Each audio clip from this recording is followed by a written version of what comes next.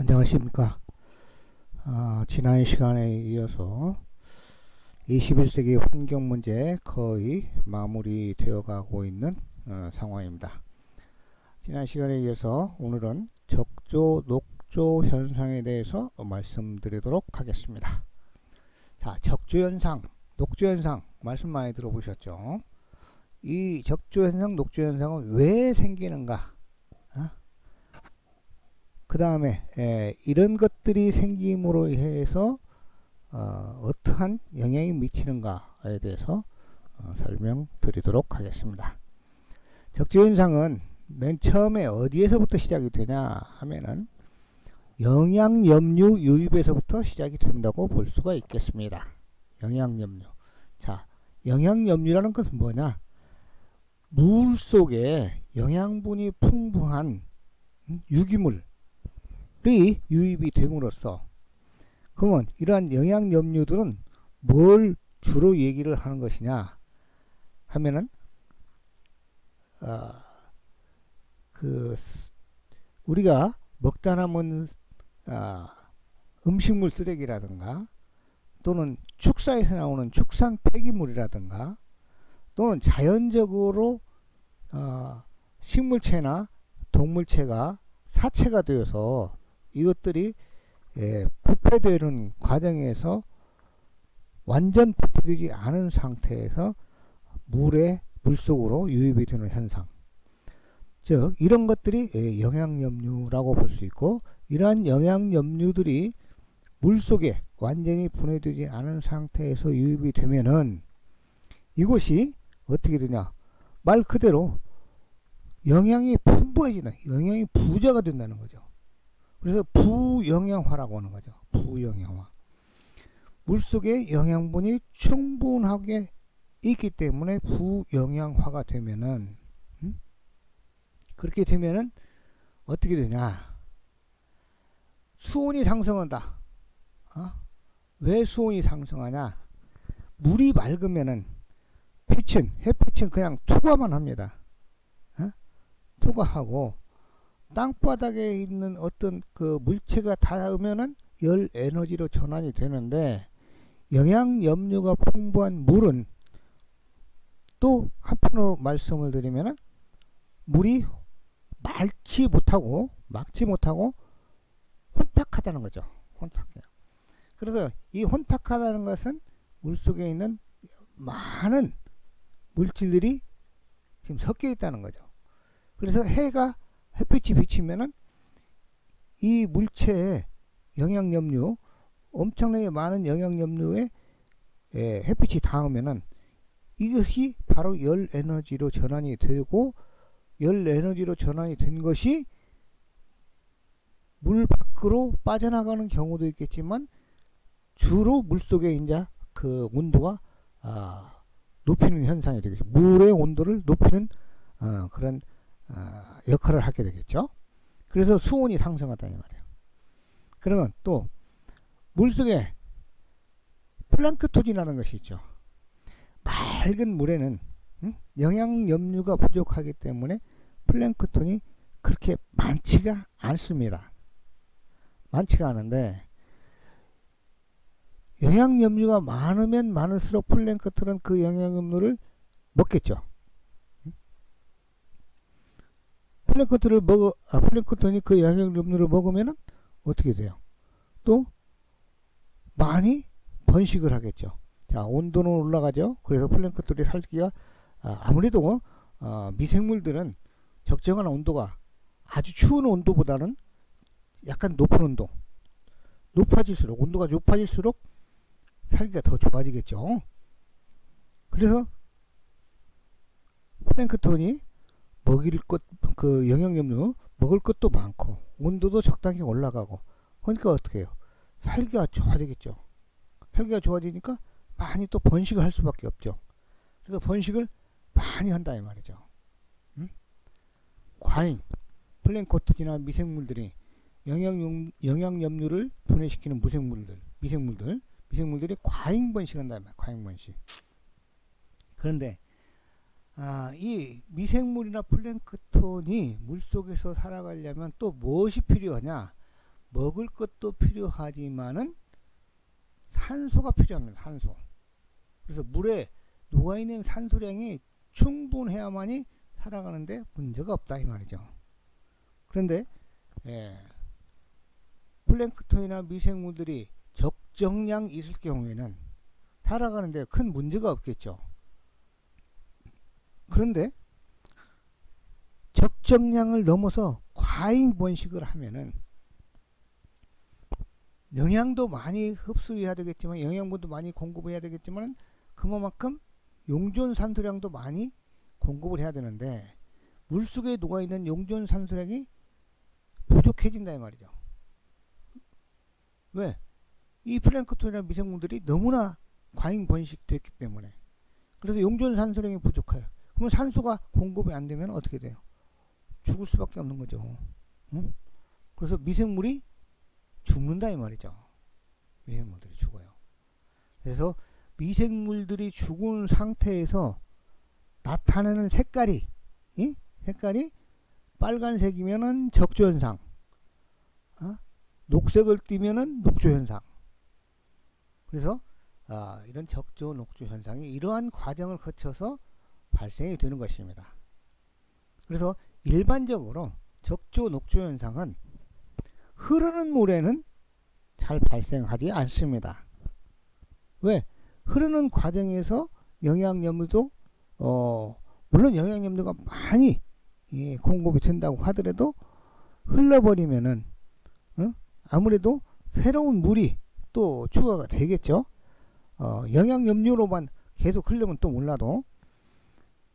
그리고 흐르는 과정에서 용존산소는 또 이렇게 정체되어 있는 물에 비해서 훨씬 많이 물에 산소가 녹습니다. 그렇기 때문에 일반적으로 정체되어 있는 그 물이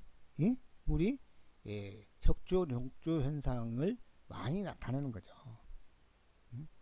그래서 호수에서 영양염료가 풍부한 호수에서 가장 많이 이런 적조, 녹조 현상이 생기고요.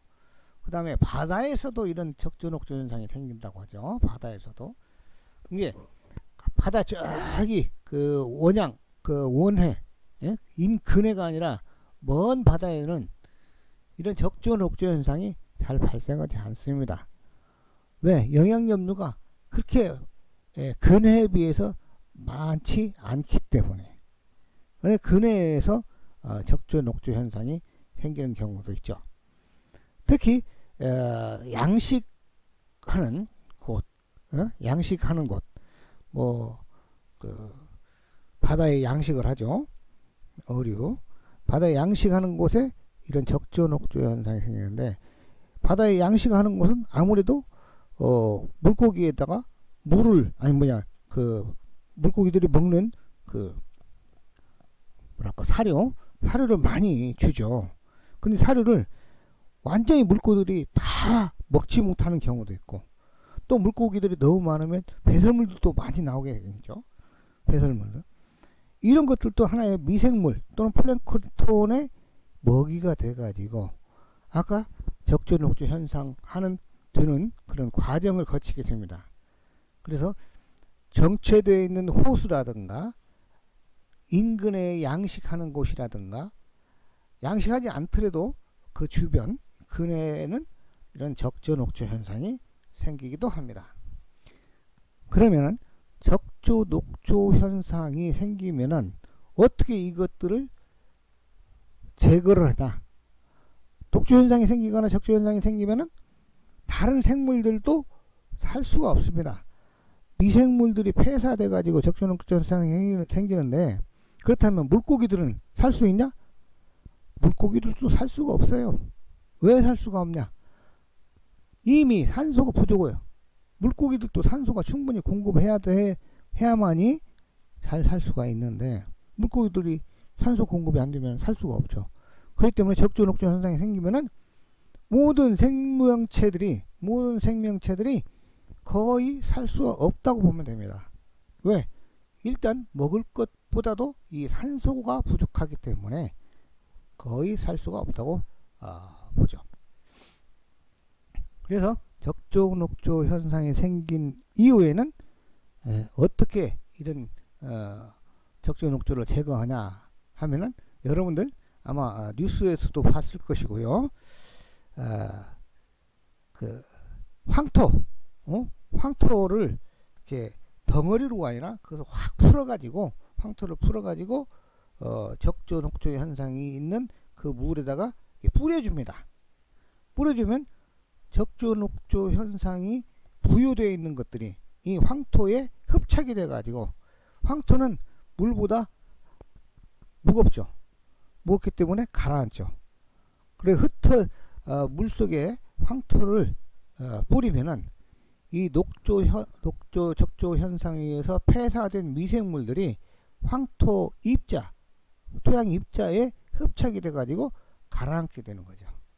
그래서 적조 녹조 현상이 생길 경우에 황토를 뿌려주는 경우가 많죠. 이같이 적조 녹조 현상은 가장 원인이 되는 것은 즉 영양분이 풍부하고 그 다음에 산소가 부족하다는 것이 가장 큰 원인이라고 볼 수가 있겠습니다. 자, 이와 같이 적조 녹조 현상에 대해서는 여기까지 하도록 하고요. 여기까지 해서 21세기의 환경 문제가 됐던 것들을 설명을 드렸습니다. 여러분들 일상생활에서도 이러한 21세기 환경 문제와 관련 것들이 굉장히 많이 있으려고 봅니다. 지금까지 설명했던 환경 문제들을 잘 기억하시고 일상생활에서 어떻게 하면은 이 환경 문제에 좀 더 좋은 방향으로 일상생활을 할 수 있는가를 생각하시면서 생활하시면 좋겠다는 생각이 듭니다. 자, 그러면 21세기 환경 문제는 여기까지 마무리하고요. 다음 페이지, 우리가 일상생활에서 많이 회자되고 있는 이야기들을 여러분들이 좀 알아두셨으면 하는 것들을 말씀드리도록 하겠습니다. 자, 이렇게 제가 이제 산림 토막 상식이라고 이렇게 제목을 붙였습니다만은, 산림욕과 피톤치드 말씀은 많이 들으시리라고 생각을 합니다. 산림욕 부터 이제 설명을 드리면, 산림욕 하면 무슨 욕이 생각이 납니까? 해수욕이 생각이 나죠. 해수욕은 어디에서? 바다에서, 바닷가 해수욕장에서 생기고요, 하는 것이고요. 산림욕은 어디에서 합니까? 말 그대로 숲속에서 목욕을 하는 것이고, 해수욕은 바닷물로 목욕을 하는 것이다. 그렇게 그냥 설명하면 대충의 개념은 되겠습니다.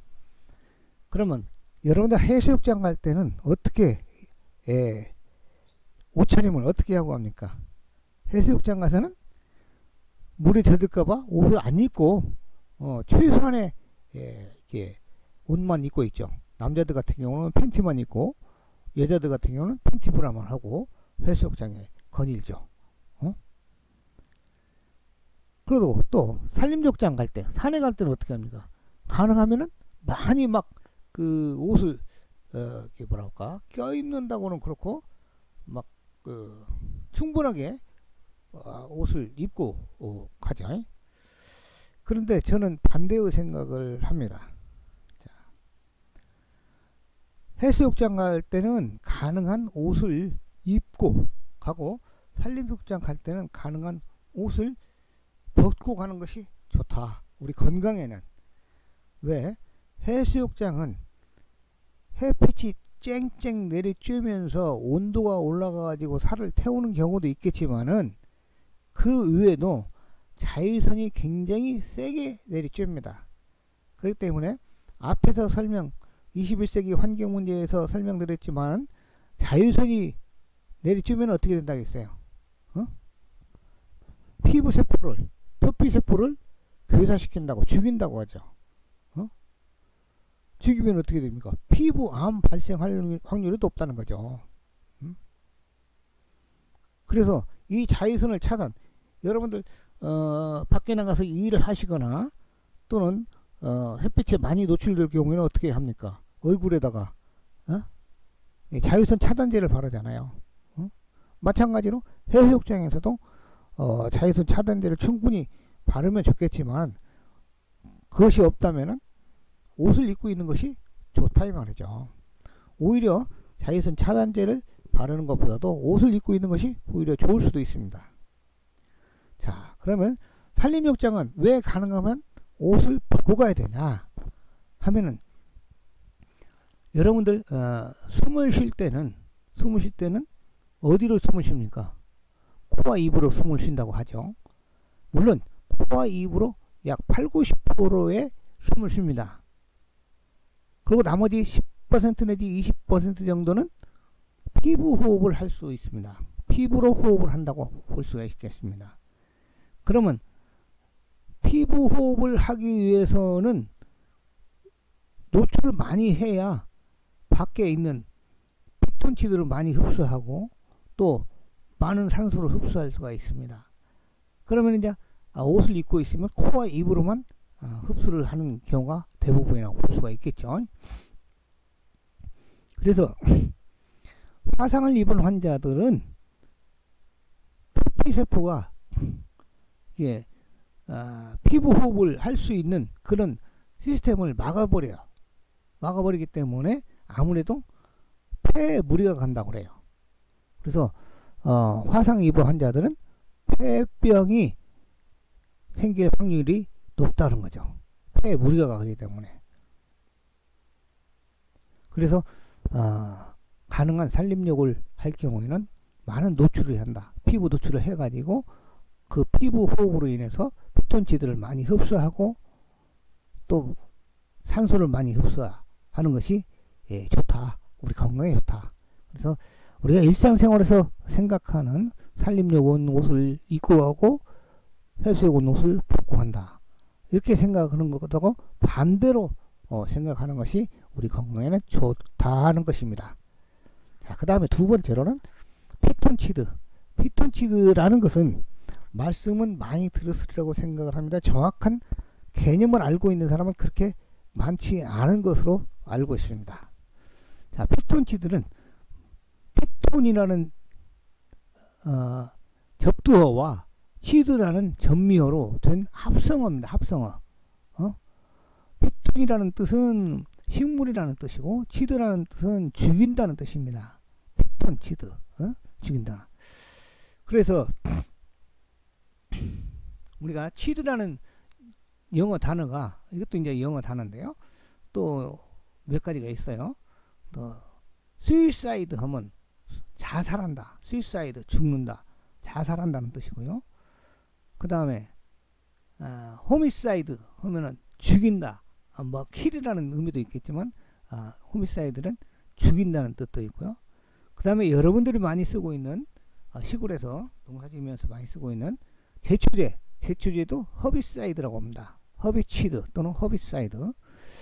대면 강의할 경우 같으면 여기다 메모를 하면서 설명을 하면 쉽게 이해가 더 될 수 있겠는데, 여기다가 제가 직접 타이핑하면서 할 수가 없기 때문에 한번 찾아보세요. 허비사이드, 스위사이드, 그 다음에 호미사이드, 그 다음에 피톤치드, 피톤사이드. 자, 그래서 피톤치드는 그건 뭐냐? 그 개념을 설명을 하자면은, 피톤치드는 식물체가 자기 몸을 방어하기 위해서, 자기 몸을 지키기 위해서 내뿜는 향의 총칭이라고 볼 수가 있겠습니다. 향의 총칭.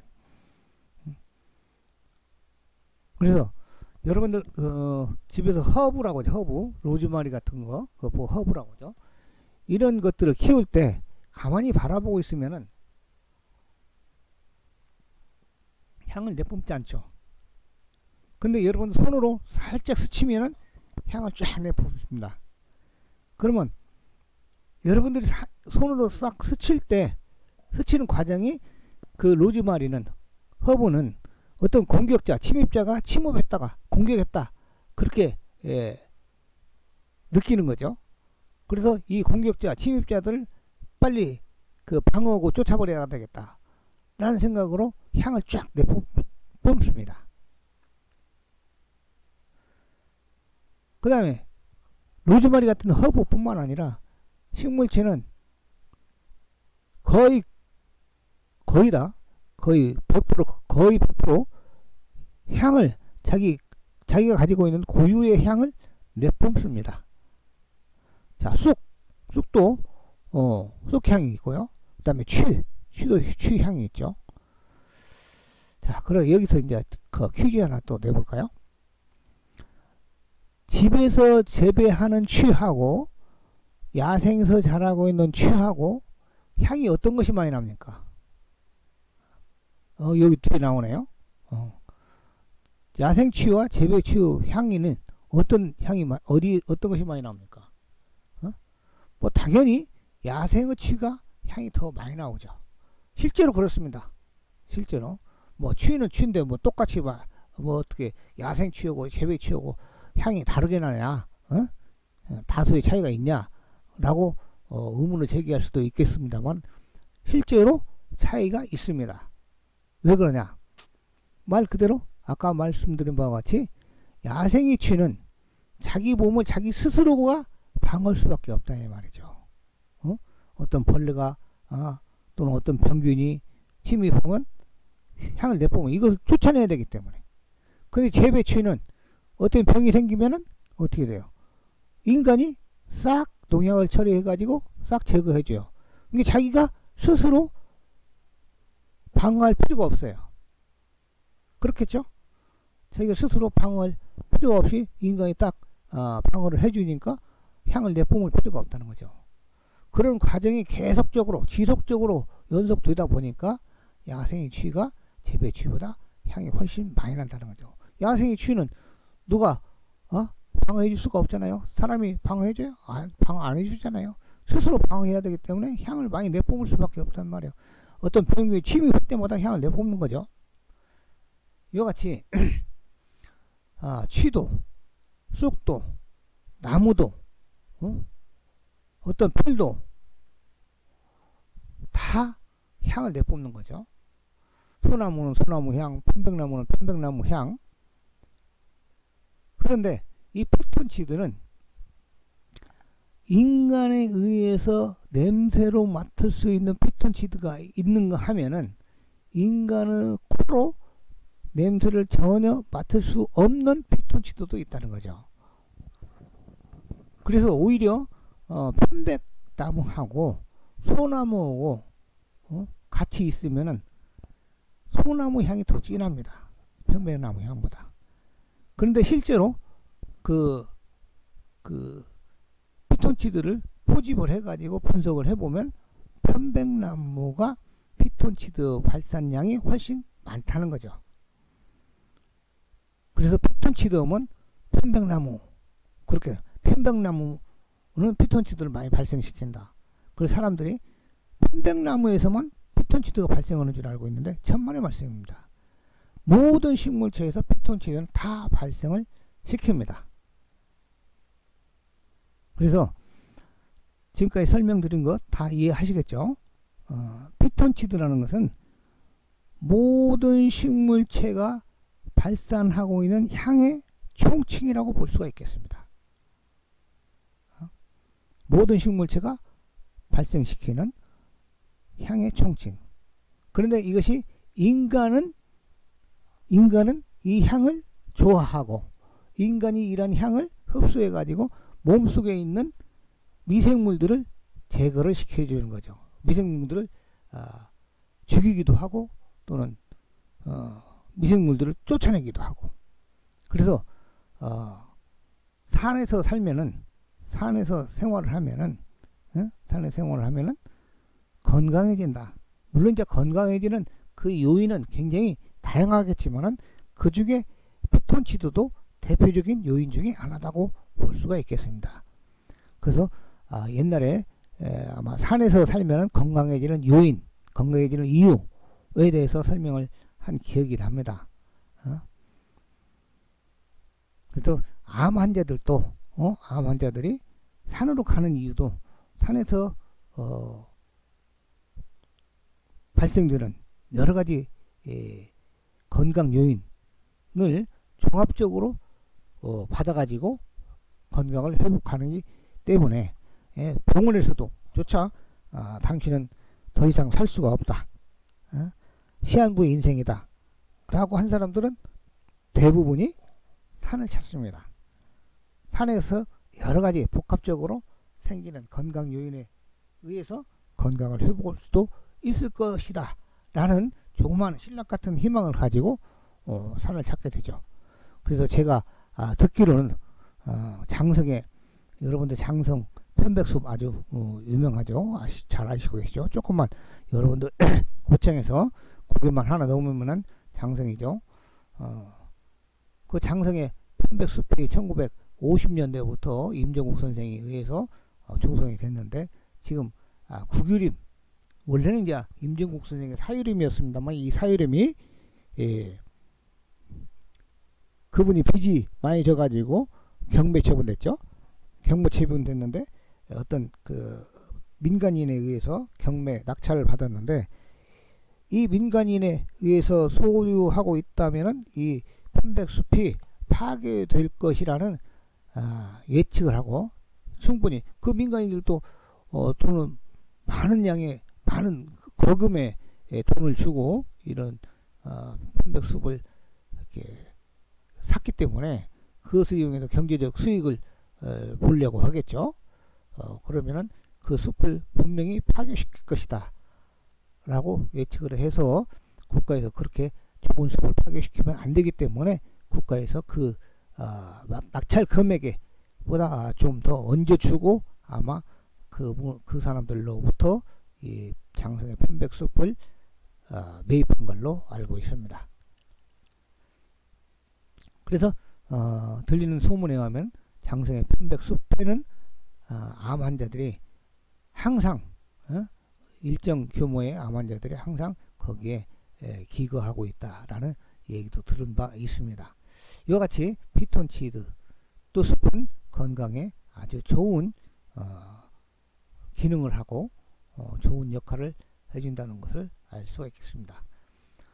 자, 이와 같이 산림욕과 피톤치드에 대해서 여러분들 지금까지 일상생활에서 알고 있던 것이 좀 정확하게 아시고 계시는 분도 있을 수 있겠습니다만은, 그렇지 못하는 분들도 아마 이 시간을 통해서 산림욕은 어떻게 해야 되고 피톤치드는 무엇이라는 것을 제대로 알아들었으리라고 생각을 합니다. 자, 그 다음에 두 번째는 풀과 나무.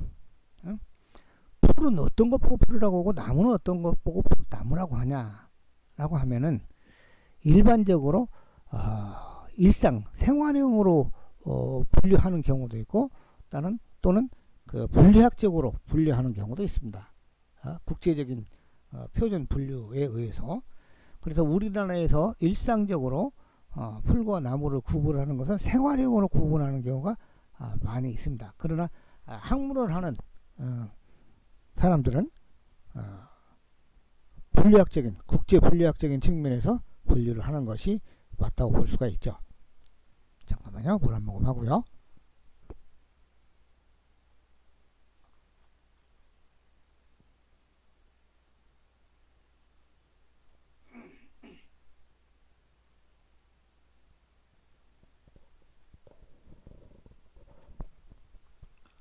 자, 그래서 생활형으로 분류를 하면은 우리나라는 봄, 여름, 가을, 겨울이 있죠. 특히 겨울 동안에 풀은 지상부의 잎이나 또는 줄기들이 죽죠. 풀은 쑥 풀입니까? 풀이죠. 왜? 지상부의 줄기와 잎이 죽죠. 근데 쑥도 뿌리는 살아 있습니다. 뿌리는 그것도 풀이고요. 그 다음에 뿌리와 잎, 줄기 전체가 죽는 경우도 있죠. 이런 경우 콩 심죠. 콩도 뿌리까지 다 죽어버리잖아요. 지상부뿐만 아니라 뿌리까지 다 죽어버려. 이것도 풀이죠. 자, 그런데 대나무, 대나무는 뿌리와 줄기, 잎이 겨울을 지나도 안 죽죠. 안 죽어요. 그리고 대나무는 우리가 나무라고 얘기를 많이 하죠. 그래서 생활용으로 봤을 때 겨울철에 지상부의 줄기와 잎이 죽냐 안 죽냐, 죽으면 풀이고 안 죽으면 나무다 라고 분류를 하는 경우도 있습니다. 이것이 바로 생활형에 의한 분류라고 볼 수가 있는데, 이것은 우리나라에서만 적용이 되는 것입니다. 우리나라에서만.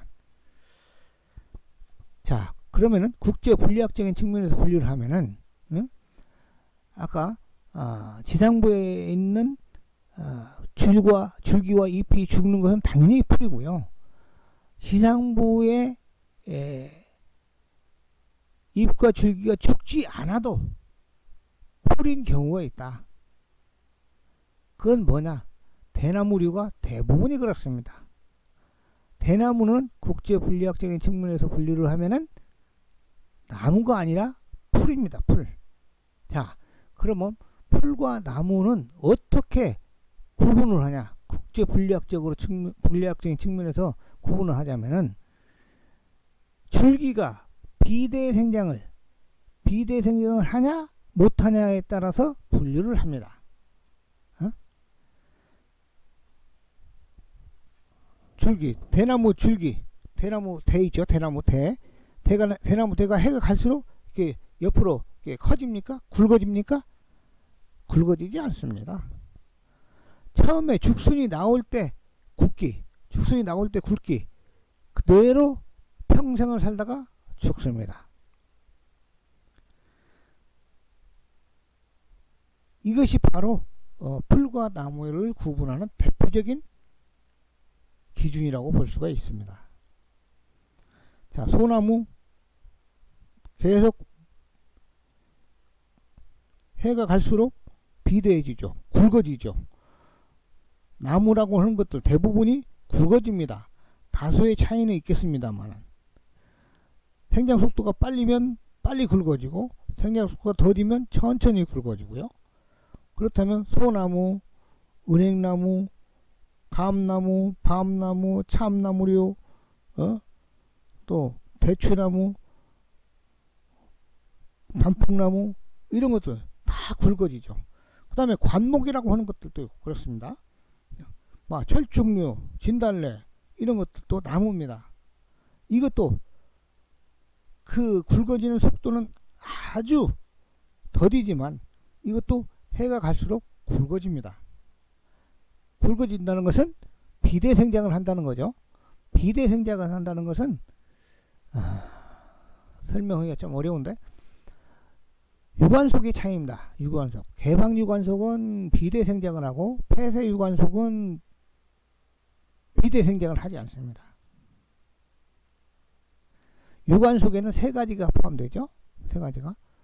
첫 번째 목부, 두 번째 사부, 그 다음에 세 번째 형성층.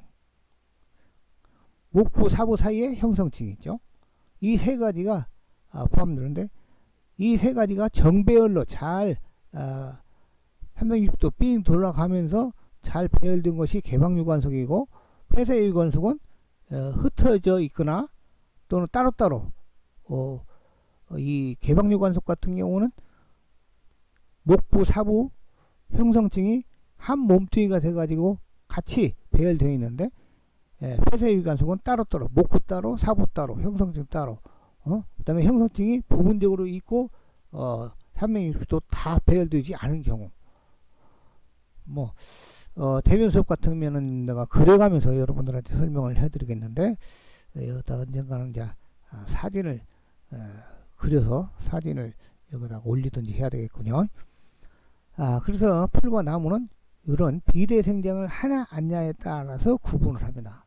비대생장 하면은 나무고, 비대생장 못하면은 풀이다.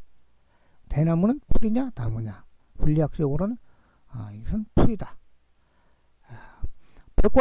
벽과식물들은 대부분이 거의 100% 풀이라고 보면 되겠습니다. 벽과식물들의 대표적인 것이 뭐냐면은 길이 생장만 합니다. 길이 생장, 부피 생장, 비대 생장을 하지 않고 신장 생장만 한다는 거예요. 키만 큰다는 거예요. 그 다음에 벽과 식물들의 특징은 뭐냐? 마디가 있다는 거죠. 마디. 마디에 분열 조직이 있습니다. 절간 분열 조직이라고 하는데, 마디의 분열 조직은 즉 신장 생장에만 관여를 합니다. 어느 정도 신장 생장이 되고 나면은 이 마디의 절간 분열 조직은 이제 쇠퇴하고 없어지는 거죠.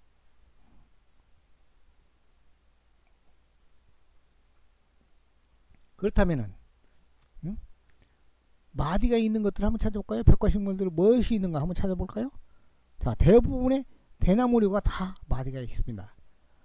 이대, 솜대, 조리대, 신의대 등등. 이것들 겨울철에 다 줄기와 잎이 살아있죠. 그런데도 벽과 식물이기 때문에, 또 비대 생장을 하지 못하기 때문에 이것들은 나무가 아니라 풀입니다. 그 다음에 완전히 겨울철에 죽어요. 개체가 완전히 죽는, 몸체가 다 죽는 것. 표 있잖아. 표, 보리, 밀. 그 다음에 잔디, 갈대, 억새, 옥수수. 이런 것들이 다 벽과 식물입니다. 이런 것들 다 뭐가 있습니까? 마디가 있습니다. 이런 것들 다 뭐 합니까? 비대생장을 못 한다는 거죠. 이런 특징이 있다. 풀과 나무의 구분을 할 수 있는 특징들을 말씀을 드렸습니다. 자, 야생의 취와 재배의 취는 방금 전에 말씀을 드렸고요. 그 다음에 재산을 가진 나무라고 했는데, 우리나라 재산을 가진 나무가 있습니다. 어디에 가면 있냐? 저쪽 경상북도의 풍기인가? 영주 옆에 풍기일 겁니다. 제가 알기로는.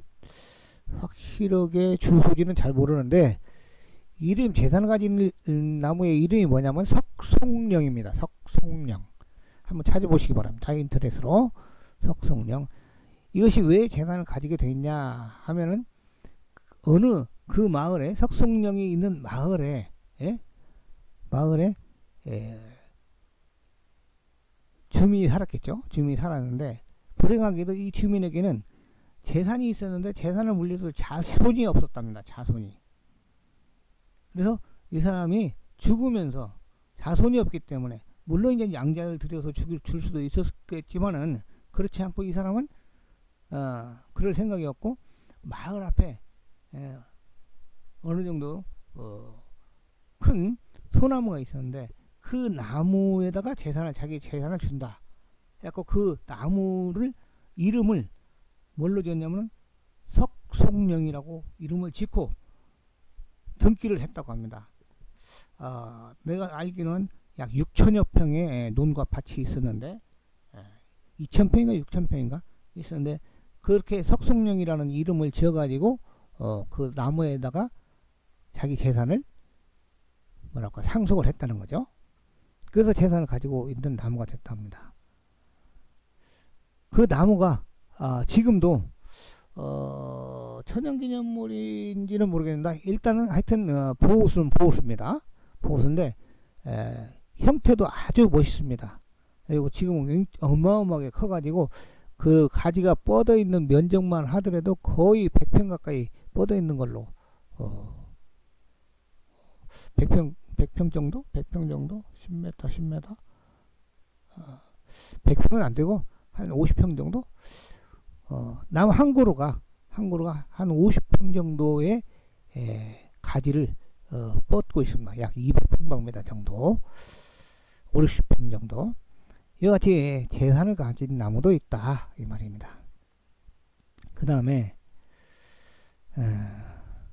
가장 비싼 나무가 우리나라에서 얼마나 갈까 라는 의미로 제가 이렇게 가장 비싼 나무를 썼습니다. 시중에서 거래되는 가격은 아니지만, 어느 한 나무를 살리기 위해서 거기에 투자된 비용을 따져서 가장 비싼 나무로 제가 명명을 했습니다. 그래서 두 가지 예를 들면, 옛날에 임하댐이라고 경상도에 있는 그 댐이 있는데, 그 저수지 임하댐이라고 있는데, 임하댐을 축조하면서 수몰이 되겠죠. 어느 지역이 수몰이 되는데 이 수몰 지구 내에 은행나무가 상당히 큰 은행나무가 있었는데 이 은행나무를 살리기 위해서 들어간 비용이 얼마냐? 약 20억 원이 들어갔다고 합니다. 그 나무를 살리기 위해서 은행나무로 죽이면 안 되겠다. 근데 이식하면 될 거 아닙니까? 라고 생각할 수도 있겠습니다만은 너무나 커가지고 이식이 힘들어서 이식할 수가 없어서 이 나무를 살리기 위해서 밑에서 굴착을 해가지고 위로 올려가지고 그 댐 안에 수몰지구 속으로 들어가지 않을 만큼 이렇게 섬을 만들었다고 합니다. 섬을 들어 올리고 흙을 채우고 들어 올리고 흙을 채우고 이 나무를 한두 대의 크레인이 들어가는 것이 아니라 여러 대의 크레인으로 묶어서 동시에 올리고 밑에서 흙을 채우고 이렇게 해가지고 이마댐 안에 이 은행나무가 살 수 있는 섬을 만들었다. 그래서 이 은행나무를 살리기 위해서 들어간 비용이 약 20억 원이다. 그래서 이 나무는 20억 원이다 라고 제가 얘기를 했고요. 또 하나 그 뒤에 서울에서 느티나무가 큰 느티나무가 있었는데 단독주택 지역이었죠. 큰 느티나무가 있었는데 이것이 어느 날 어느 순간부터 서서히 쇠퇴하고 시들시들해지기 시작을 했다고 합니다. 그러니까 동네 주민들이 민원을 넣은 거죠. 이 나무가 왜 죽어가고 있다. 이 나무를 좀 살려달라. 라고 민원을 넣으니까 그 나무를 살리기 위해서 들어간 비용이 약 40억 원이 들어갔다고 그래요. 그래서 우리나라에서 가장 비싼 나무는 40억 원짜리다. 그러면 그 나무는 어떻게 해서 40억 원이 들어갔냐?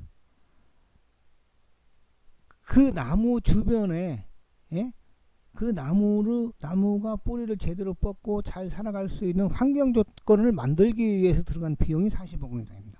40억 원이다. 그 40억 원이 어떻게 들어갔냐? 자, 대부분의 사람들이 어떤 나무가 있으면은 먼지도 나고 흙도 묻고 하기 때문에 그 나무 위를 전부 다 콘크리트로 하거나 또는 아스팔트로 한다거나 또는 보도블록을 쫙 깔은다든가 그렇게 하면은 이 나무도 뿌리가 숨을 쉬어야 되고 또 충분한 수분이 공급이 돼야 되는데 그 수분 공급과 산소 공급을 제대로 할 수 없도록 이렇게 다 표면을 막아버리니까 나무가 살 수가 없죠. 그 다음에 나무가 뻗어가는 그 면적 주변에 충분히 지하 공간도 공급을 해줘야 되는데 지하 공간을 충분히 공급을 하지 못하기 때문에 나무가 살아갈 수가 없다. 그래서 그러면은 그 공간을 확보하기 위해서 사유지도 있을 거 아닙니까? 그 나무 주변에 그 나무를 살리기 위해서 지하 공간을 충분히 확보하기 위해서 사유지를 어쩔 수 없이 매입을 해야 되겠다.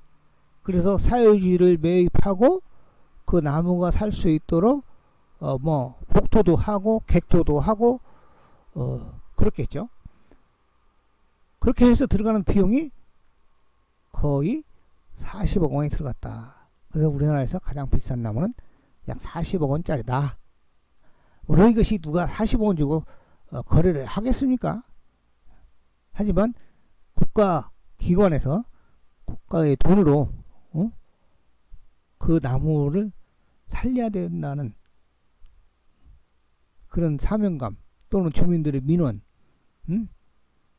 의해서 그 살리기 위한 비용이 그렇게 들어갔다는 것이죠. 그만큼 가치가 있기 때문에 40억 원 이상의 가치가 있기 때문에 40억 원을 들여서 그 나무를 살린 것이죠.